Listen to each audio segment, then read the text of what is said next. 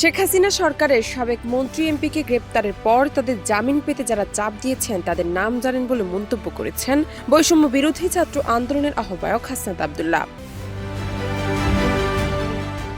হাসনাত বলেন, ত্যাগী নেতাকর্মীদের দীর্ঘ ১.৫ যুগেরও বেশি সময়ের সংগ্রাম, কারাবরণ ও আন্দোলন সুবিধাবাদী রাজনীতিবিদদের জন্যই সফল হয়নি। ২৩ নভেম্বর রাতে নিজের ভেরিফাইড ফেসবুক আইডিতে এক স্ট্যাটাসে তিনি এমন মন্তব্য করেছেন। তবে নির্দিষ্ট কোনো রাজনৈতিক দলের নাম তিনি উল্লেখ করেননি।